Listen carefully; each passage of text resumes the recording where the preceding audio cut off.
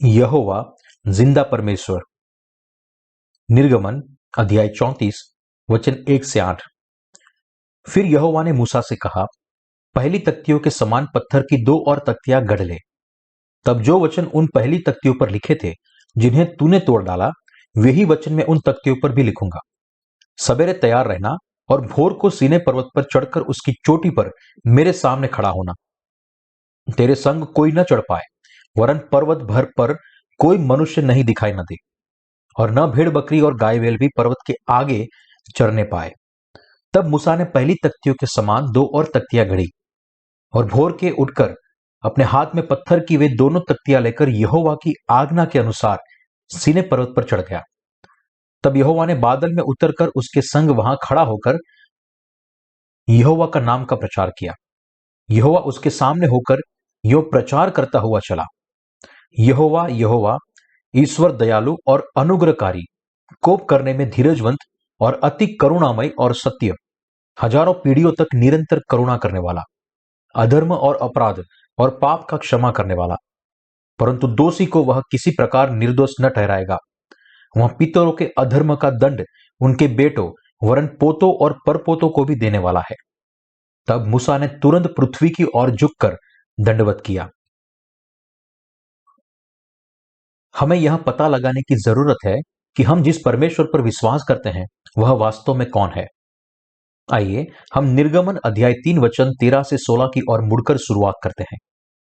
मूसा ने परमेश्वर से कहा, जब मैं इस्राएलियों के पास जाकर उनसे कहूं, तुम्हारे पितरों के परमेश्वर ने मुझे तुम्हारे पास भेजा है, तब यदि वे मुझसे पूछे उसका नाम क्या है, तब मैं उनको क्या बताऊं। परमेश्वर ने मूसा से कहा, मैं जो हूं सो हूं। फिर उसने कहा, तू इस्राएलियों से यह कहना, जिसका नाम मैं हूं उसी ने मुझे तुम्हारे पास भेजा है। फिर परमेश्वर ने मूसा से यह भी कहा, तू इस्राएलियों से यह कहना, तुम्हारे पितरों का परमेश्वर अर्थात अब्राहम का परमेश्वर, इसहाक का परमेश्वर और याकूब का परमेश्वर यहोवा, उसी ने मुझको तुम्हारे पास भेजा है। देख, सदा तक मेरा नाम यही रहेगा और पीढ़ी पीढ़ी में मेरा स्मरण इसी से हुआ करेगा। इसलिए अब जाकर इस्राएली पुरनियों को इकट्ठा कर और उनसे कह, तुम्हारे पितर अब्राहम, इसहाक और याकूब के परमेश्वर यहोवा ने मुझे दर्शन देकर यह कहा है कि मैंने तुम पर और तुमसे जो बर्ताव मिस्र में किया जाता है उस पर भी चित्त लगाया है। यहोवा परमेश्वर कौन है? हिब्रू में प्रभु का नाम याहवे है। पारंपरिक तौर पर यहोवा और याहवे का मतलब होता है कि जिसका अस्तित्व खुद से है, सृष्टिकर्ता जिसने पूरा ब्रह्मांड और उसके अंदर की सारी चीजों की सृष्टि की है।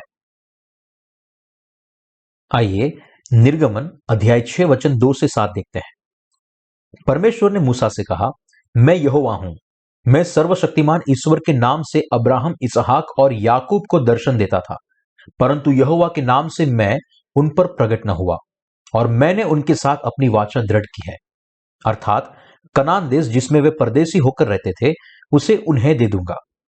इजरायली जिन्हें मिस्र लोग दासत्व में रखते हैं, उनका कराना भी सुनकर मैंने अपनी वाचा को स्मरण किया है। इस कारण तू इजरायलियों से कह, मैं यहोवा हूं, और तुमको मिस्रियों के बोझों के तले से निकालूंगा और उनके दासत्व से तुमको छुड़ाऊंगा, और अपनी भुजा बढ़ाकर और भारी दंड देकर तुम्हें छुड़ाऊंगा, और मैं तुमको अपनी प्रजा बनाने के लिए अपना लूंगा, और मैं तुम्हारा परमेश्वर ठहरूंगा, और तुम जान लोगे कि मैं तुम्हारा परमेश्वर यहोवा हूं, जो तुम्हें मिस्रियों के बोझों के नीचे से निकाल ले आया। ऊपर वचन 3 कहता है, मैं सर्वशक्तिमान ईश्वर के नाम से अब्राहम, इसहाक और याकूब को दर्शन देता था, परंतु यहोवा के नाम से मैं उन पर प्रकट न हुआ। किंग जेम्स वर्जन में प्रभु के नाम से पद की जगह ऐसा लिखा है कि यहोवा के नाम से। हिब्रू शब्द यहोवा का मतलब है जिसका अस्तित्व है, या एक सच्चे परमेश्वर का सही नाम। परमेश्वर ने अपना नाम यहोवा लोगों को सामने पहले प्रकट नहीं किया था, इसलिए उस समय लोग उसे केवल परमेश्वर कहकर बुलाते थे। लेकिन अब इज़राइल के लोगों को बचाने के लिए परमेश्वर चाहते हैं कि उसका नाम यहोवा दुनिया के सारे लोगों के सामने प्रकट हो। मैं यहोवा हूं, मैं याहवे हूं, मैं जो हूं सो हूं, जो खुद से अस्तित्व में आया था। इस तरह परमेश्वर ने अपने आप को लोगों के सामने प्रकट किया। परमेश्वर वह है जिसका अपने आप से अस्तित्व है। अब्राहम, इसहाक और याकूब का परमेश्वर वह सबसे प्राचीन समय से पहले मौजूद है, सारी चीजों की उत्पत्ति से पहले। दूसरे शब्दों में परमेश्वर अनंत काल से जिंदा है और उसका अस्तित्व है। परमेश्वर ने अनुमति दी थी कि इज़राइल के लोग, अब्राहम की संतान, 430 साल तक मिस्र की गुलामी में जाए, और उसने वायदा भी किया था कि वह उन्हें उनकी गुलामी से छुड़ाएगा और कनान देश में लेकर जाएगा। जैसे उसने वादा किया था, यहोवा परमेश्वर 430 साल बाद प्रकट हुआ और मूसा को आदेश दिया कि वह इज़राइल के लोगों को फारून के सताव से छुड़ाए।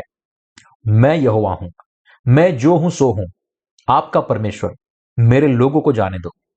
अपने लोगों के लिए उसने अपने आप को मूसा के सामने प्रकट किया और फारून को आदेश दिया कि वह उसके लोगों को जाने दे, क्योंकि यहोवा परमेश्वर इज़राइल के लोगों के दुख को जानता था, क्योंकि वह जानता था कि उसके लोग दुख से विलाप कर रहे हैं।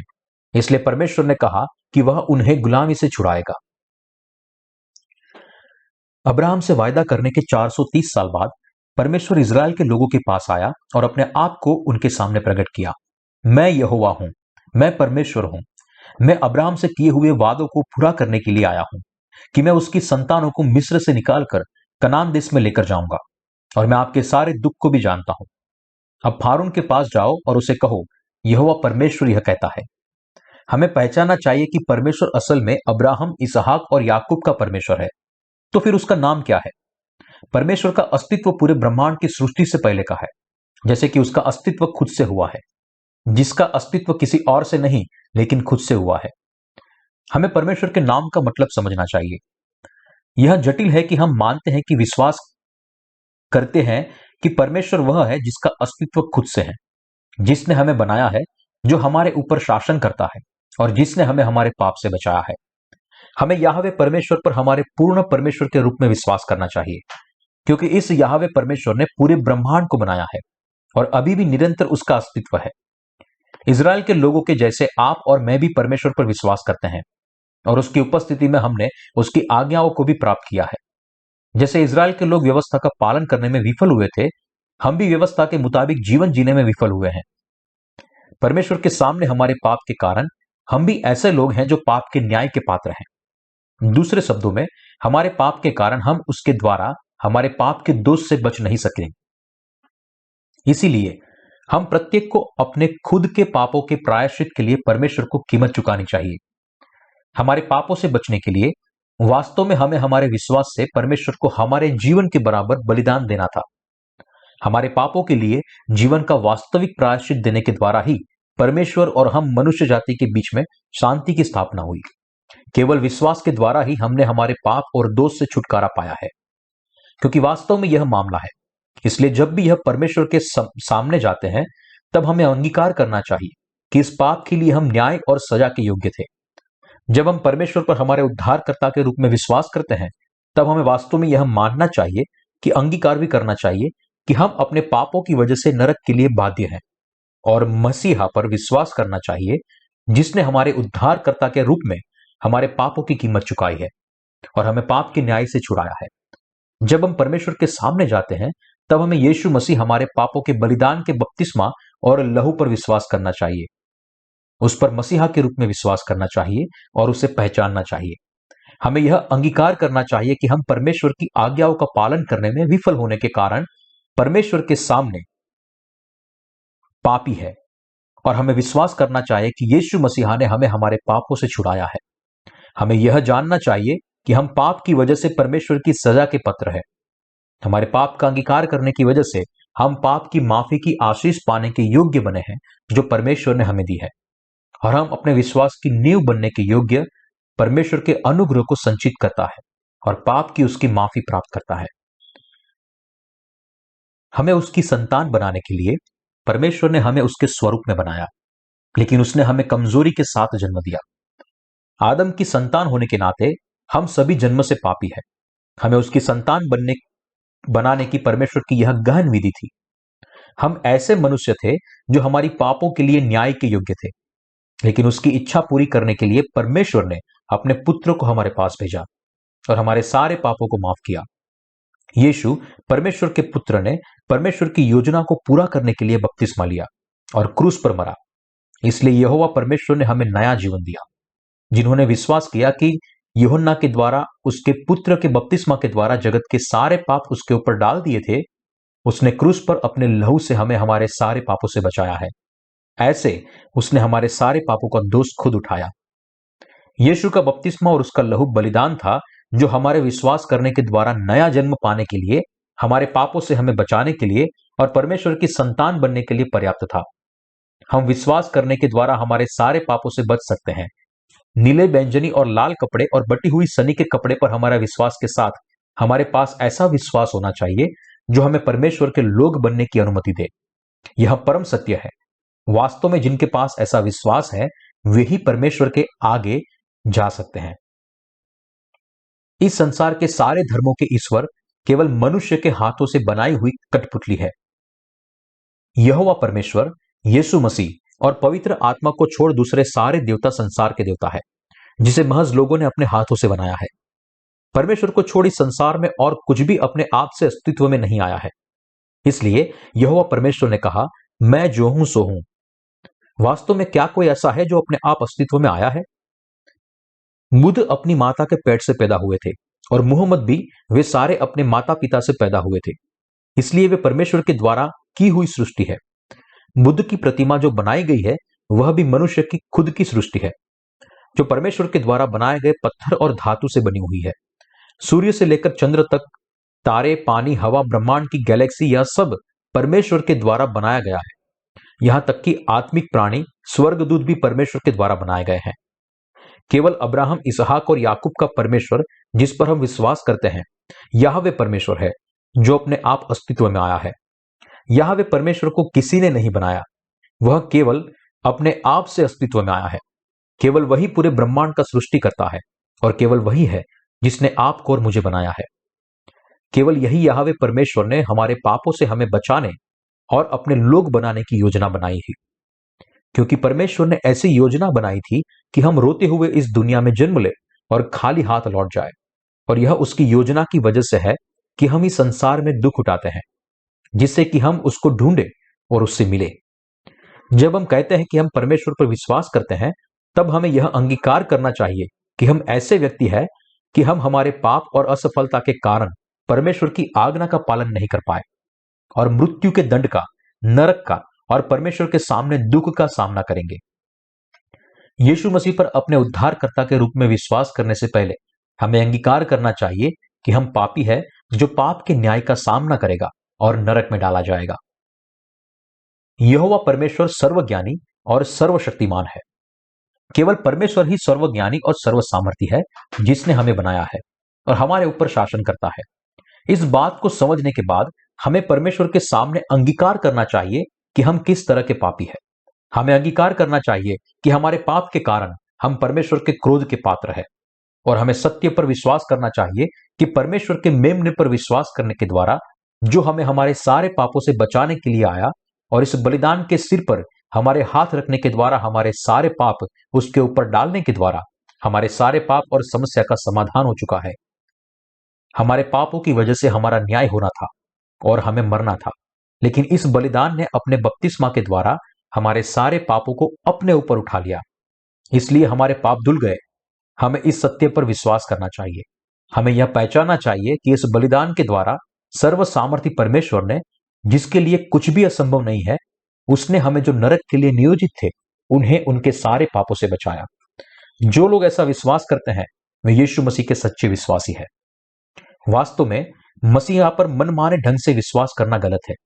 जब हम कहते हैं कि हम परमेश्वर पर विश्वास करते हैं, तब हमारा विश्वास बाइबल की सच्ची नींव पर खड़ा होना चाहिए, और हमें उसके वचन पर सबसे पहली और सामर्थी नींव बनानी चाहिए, जो कहता है, मैं जो हूं सो हूं, मैं यहोवा हूं।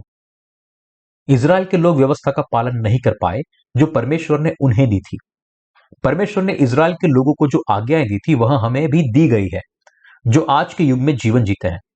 यदि आप सच में परमेश्वर पर विश्वास करना चाहते हैं, और यदि आप अपने विश्वास के द्वारा सच में अब्राहम की संतान बनना चाहते हैं, तो आपको यह समझना चाहिए कि परमेश्वर ने केवल इज़राइल के लोगों को ही 613 आज्ञाएं नहीं दी, लेकिन हमें भी दी थी। इन संसार में प्रत्येक व्यक्ति को और पूरे ब्रह्मांड को दी थी। और हमें वास्तव में यह समझना चाहिए कि इज़राइल के लोगों के जैसे हम भी आज्ञा का पालन करने में विफल हुए हैं, और इसलिए हम मृत्यु के लिए नियोजित किए गए हैं, क्योंकि पाप की मजदूरी तो मृत्यु है। रोमियो अध्याय 6 वचन 23। हमें विश्वास करना चाहिए कि परमेश्वर ने नीले, बैंगनी और लाल कपड़े के सत्य से हमारे पाप माफ किए हैं। ऐसा करने के लिए हमें उद्धार के सत्य को ढूंढने के लिए बाहर जाना पड़ेगा। इसके द्वारा हमारे प्रभु ने हमें हमारे पाप से और हमारे पापों के दोष से बचाया है। परमेश्वर की आज्ञा का पालन करने में विफल होने के बावजूद यदि हम यह नहीं समझते कि हम भयंकर पापी है और हम यह अंगीकार नहीं करते कि हमारे पापों की वजह से हमारा न्याय होगा, तो फिर हम कभी भी मसीहा पर विश्वास नहीं कर पाएंगे। यदि लोग ऐसा विश्वास करते हैं कि वे पापी होने के बावजूद भी स्वर्ग में प्रवेश करेंगे, जबकि वास्तव में परमेश्वर ने उनके पाप न्याय की किताब में दर्ज किए हैं, तब वे खुद से परमेश्वर की व्यवस्था को चुनौती देते हैं और परमेश्वर का नाम व्यर्थ में लेकर पाप करते हैं। ऐसे लोग अपने पापों से बचने के योग्य नहीं हैं। वे अपने पापों के लिए अनंत काल के लिए न्याय भुगतेंगे और नरक की सजा के लिए उन पर दोष लगाया जाएगा। भले ही फिर वे परमेश्वर पर विश्वास करते हो या ना करते हो, परमेश्वर उन्हें नहीं पहचानेगा। ऐसे लोगों को एक बार पश्चाताप करना चाहिए और अपने विश्वास से वापस मुड़ना चाहिए। इस क्षण में भी परमेश्वर हमारे हृदय में है और इस सारी जगहों में वह अपने आप अस्तित्व में आया है और वह हमारे बारे में सब कुछ जानता है। परमेश्वर जिंदा है, फिर भी ऐसे लोग हैं जो उस पर विश्वास नहीं करते। कुछ लोग तो उससे ताना मारते हैं, लेकिन हम सभी को हमारे पापों के लिए बलिदान की आवश्यकता है। इसीलिए परमेश्वर ने तय किए हुए उद्धार के मार्ग के लिए इज़राइल के लोगों को मिलाप वाले तंबू की होम बलि की वेदी पर अपने बलिदान के अर्पण को चढ़ाने के योग्य बनाया। परमेश्वर वास्तव में अपने आप अस्तित्व में आए हुए हैं। वह पहले भी था और अभी भी है। वह वो परमेश्वर है जो जीवित था, प्रकट हुआ, बहुत पहले हमारे विश्वास के पूर्वजों से बात की थी। वही अभी भी जिंदा है, प्रकट हुआ और हमसे बात करता है, जो हमारे बीच में कार्य करता है, हमें अगुवाई देता है और हमारे जीवनों पर शासन करता है। सत्य जो हमें कभी नहीं भूलना चाहिए। हालांकि हम बचाए गए हैं, फिर भी एक बात है जो हमें नहीं भूलनी चाहिए। यह है कि हम अनंत काल के न्याय के लिए नियोजित थे, लेकिन उसके बपतिस्मा और क्रूस पर अपना लहू बहाने के द्वारा हमारे प्रभु ने हमें हमारे पापों के सारे न्याय से छुड़ाया है। वास्तव में हम हमारे प्रभु के सामने खड़े होंगे, तब तक हमें इस सत्य को नहीं भूलना चाहिए और हमेशा हमारे हृदय में यह विश्वास करना चाहिए, जब हम परमेश्वर के राज्य में उसकी स्तुति करेंगे, तब भी हमें यह याद रखना है। हमें परमेश्वर का धन्यवाद करना चाहिए कि उसने हमें, जो अपने पापों के लिए अनंत काल तक शापित होने वाले थे और उनका न्याय होने वाला था, उन्हें अनुमति दी कि वे अपने प्रभु पर उद्धारकर्ता के रूप में विश्वास कर पाए और हमें अनंत जीवन दिया। हमें हमेशा के लिए पानी और आत्मा के सुसमाचार को पहचानना चाहिए। यदि हम यह अंगीकार न करें कि हमारे पापों के कारण अनंत काल के न्याय के लिए नियोजित है, तो क्या होगा? तो फिर परमेश्वर की स्तुति करने के लिए हमारे पास कोई कारण नहीं है। वास्तव में परमेश्वर ने हमें बचाया है, नाशवान प्राणी को जो अपने पापों के लिए हमेशा न्याय के योग्य है। इसीलिए हमें परमेश्वर पर विश्वास करना चाहिए और उसकी स्तुति करनी चाहिए, क्योंकि हमारे प्रभु ने हमारे लिए बपतिस्मा लिया और क्रूस पर अपना लहू बहाया। इसीलिए आपको भी विश्वास करना चाहिए और इसीलिए हम सभी को पानी और आत्मा के सुसमाचार का प्रचार करना चाहिए। जो लोग उनके पापों के लिए यीशु के लिए बपतिस्मा और बहाए हुए लहू पर विश्वास करते हैं, उनके पास परमेश्वर की स्तुति करने वाला हृदय होता है, क्योंकि प्रभु ने उन्हें उनके पाप और मृत्यु से बचाया है। इसलिए वे विश्वास के हर दिन उसकी स्तुति करते हैं। समस्या यह है कि कुछ लोग यीशु मसीहा को गलत समझते हैं। उसके प्रति उनका ज्ञान एक तरफा और आधा है। ऐसे लोग हैं जिनका विवेक भ्रष्ट हो चुका है, जो यह भी नहीं समझते कि वे पाप कर रहे हैं। वास्तव में वे हर एक प्रकार के पाप से घिरे हुए हैं। जो लोग पाप करते हैं फिर भी उसे समझते नहीं, वे पापी है। यही लोग पापी है। हालांकि हम कमजोर हैं जो पाप करते हैं। जब भी हम पाप करते हैं, तब हमें उसका अंगीकार करना चाहिए और हमें हमारे प्रभु के बपतिस्मा और क्रूस पर के उसके लहू की पुष्टि करनी चाहिए, जो है पानी और आत्मा का सुसमाचार। ऐसा करने से हम यह अंगीकार करते हैं कि वास्तव में हम परमेश्वर के सामने पापी है और पानी और आत्मा के सुसमाचार पर वास्तव में विश्वास करने के द्वारा हम चैन की सांस ले सकते हैं। सचमुच पानी और आत्मा के सुसमाचार पर विश्वास करने के द्वारा हमने मन की शांति पाई है। जब मैं पाप रहित होने की बात करता हूं, तब इसका मतलब यह नहीं है कि जब हम वास्तव में पाप करते हैं तो उसे पहचाना नहीं है। इसका मतलब यह नहीं है कि जो लोग पानी और आत्मा के सुसमाचार पर विश्वास करते हैं, उनके लिए पाप पाप नहीं है। हालांकि हम हमारे सारे पापों से छुड़ाए गए हैं, फिर भी हम जो पाप करते हैं वह पाप ही है, हमारे पापों के रूप में। हमें जो कभी भी नहीं भूलना है वह यह है कि हालांकि हम हमारे पापों के कारण अनंत काल के लिए न्याय के भागी हैं, फिर भी हमारे प्रभु ने अपने बपतिस्मा से, क्रूस पर अपने लहू से और अपने पुनरुत्थान से हमें हमारे सारे पाप और दोष से बचाया है। हमें कभी भी नहीं भूलना चाहिए कि हमारे प्रभु ने नीले, बैंगनी और लाल कपड़े से हमें बचाया है, लेकिन इस पर विश्वास करना है और उसकी स्तुति करनी है। हमें यह याद रखना है कि हम पहले कैसे थे। याद रखें कि हम पहले इतने गरीब थे कि हमारे पापों के कारण अनंत काल के न्याय के भागी थे, और हमें परमेश्वर के द्वारा दिए गए पापों की माफी के उद्धार की स्तुति करनी चाहिए और उसकी उद्धार के अनुग्रह के लिए हर दिन उसका धन्यवाद करना चाहिए। पानी और आत्मा के सुसमाचार में विश्वासियों का विश्वास इसके अलावा और कुछ नहीं है। यहोवा परमेश्वर आज भी जीवित है। जैसे परमेश्वर अब्राहम, इसहाक और याकूब का परमेश्वर था, अब वह आपका और मेरा परमेश्वर है। पहले कुरिन्थियों अध्याय 14 वचन 33 में लिखा है, क्योंकि परमेश्वर गड़बड़ी का नहीं लेकिन शांति का परमेश्वर है। वह उन मसीहियों का परमेश्वर नहीं है जिनके कार्य अभिमानी और भड़कीले हैं, लेकिन वह उन लोगों का परमेश्वर है जो पानी और आत्मा के सुसमाचार पर विश्वास करते हैं। हमारे पास ऐसा विश्वास है जो परमेश्वर के वचन को मानता है और उसकी आज्ञा हां कहकर मानते हैं। परमेश्वर हमारा परमेश्वर है। जब वास्तव में वह हमसे कहता है कि तुम नरक के लिए नियोजित हो, तब हम उससे कहते हैं, हां पाप, आप सच्चे हैं।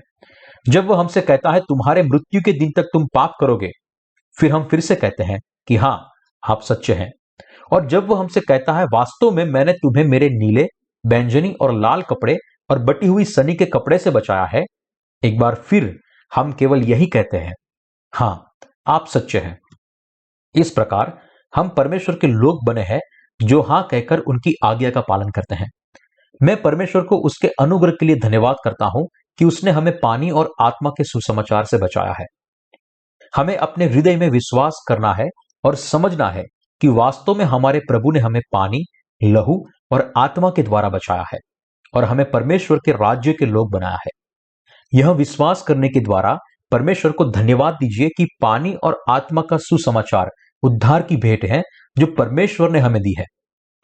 अनंत काल के लिए मुझे, जो मेरे पापों के कारण नरक के लिए नियोजित था, उसे पानी और आत्मा के सुसमाचार के द्वारा बचाने के लिए मैं निरंतर परमेश्वर की स्तुति करता हूं। याद रखें कि हम सब पीतल के हैं। हम परमेश्वर के न्याय से बच नहीं सकते और इसलिए हमें पापों से छुड़ाने के लिए हम परमेश्वर की स्तुति करते हैं। उसने हमें नीले, बैंगनी और लाल कपड़े से और बटी हुई सनी के कपड़े से बचाया है, और हमें नीले, बैंगनी और लाल कपड़े और बटी हुई सनी के कपड़े में छिपे सत्य के सुसमाचार पर विश्वास करने के द्वारा हमें उसका धन्यवाद करना चाहिए। केवल याहवे परमेश्वर ही समग्र मनुष्य जाति के परमेश्वर है और वह समग्र मनुष्य जाति के लिए उद्धारकर्ता परमेश्वर बने। हमें याहवे परमेश्वर पर हमारे परमेश्वर के तौर पर विश्वास करना चाहिए।